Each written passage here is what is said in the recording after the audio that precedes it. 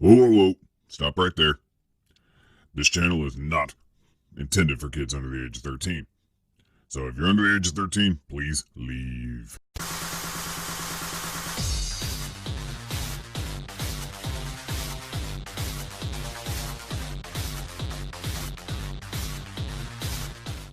Hey everybody, Arthur here with another unboxing video. Today we have G.I. Joe Classified Series Red Ninja, and it comes in that typical style packaging. Now I had to zoom in on the artwork on this figure. If you get this figure in hand, definitely look at that artwork on the package because it's phenomenal. It's some of the best looking artwork I've seen on these G.I. Joe Classified Series figures, and this one looks like a damn painting. It's badass looking, it's clean, it's awesome, and you got a set of 3 Red Ninjas on the front with the moon, the trees.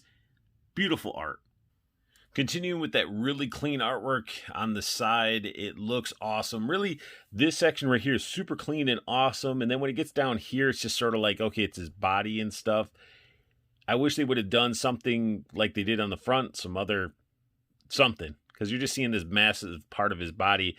It just, that part my hand's covering is not as impressive as this part or the front. On the right side of the box, we got the Red Ninjas file card. They are number 8 in the series, and honestly, does anybody go to their website to look this crap up? I mean, I think this is the dumbest way of having a file card. That's just my opinion.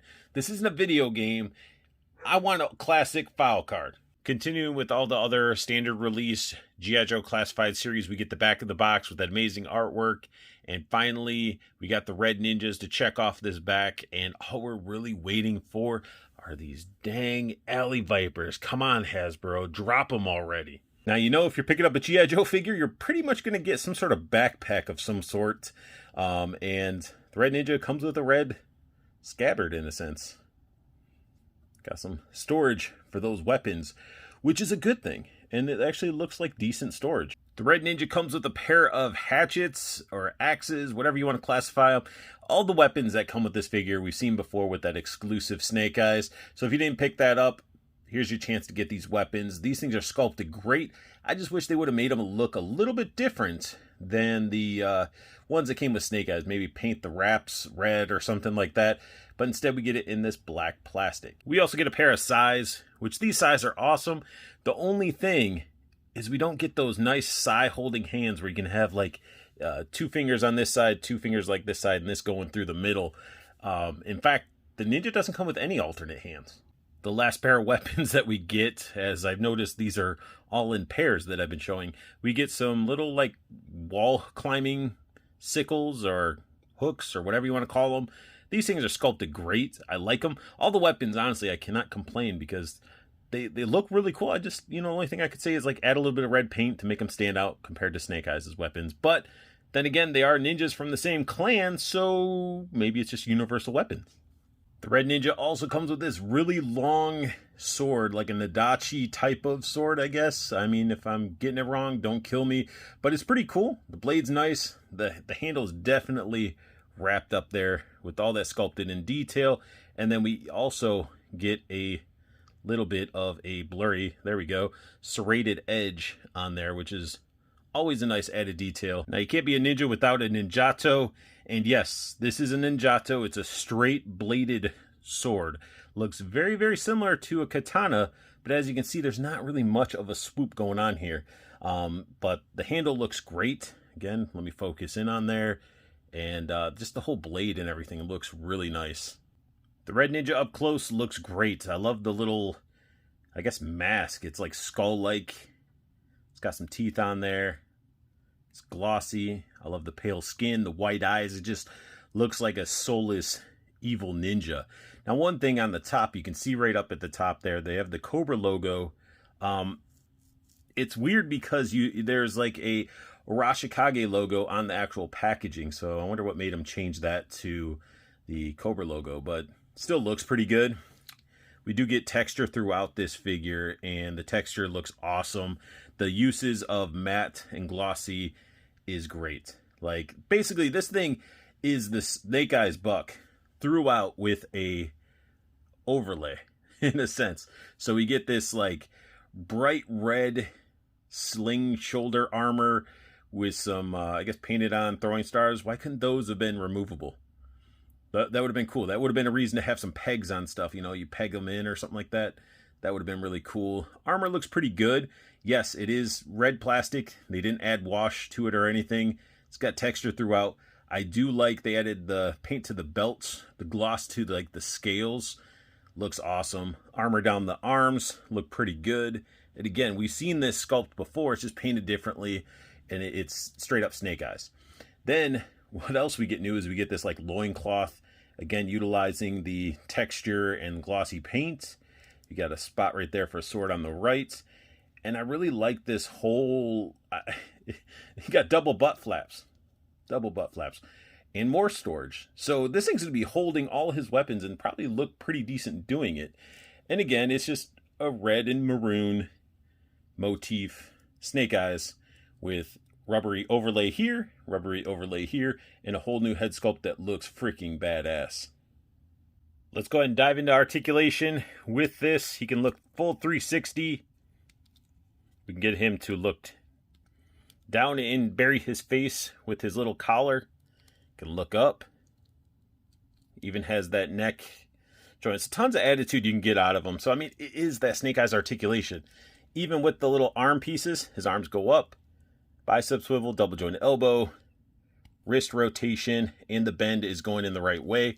Same with both sides. Now, why they gave him trigger fingers is beyond me. No alternate hands. Would have been nice. Ab bend. Can crunch down that bar. Can crunch back quite a bit because the waist is on that ball. So you can move all over the place. Really good. Drop down hips. They're already dropped down. He could do the full Van Damme. Can kick up quite a bit. These don't really get in the way. Thigh cut, double jointed knee, boot swivel, ankle bend, and pivot. So this thing's got tons of articulation. Even has those butterflies in there that don't really do anything. The butterflies don't really do much on these figures. This figure is badass. I really, really like it. I mean, it is my second army builder compared to the Cobra Island Troopers, because I only got 2 of those, but this one I actually invested into 4 because it wasn't a pain in the ass to get a hold of. And this guy is awesome. Now I have him equipped with the 2 axes there. His sword is on his side.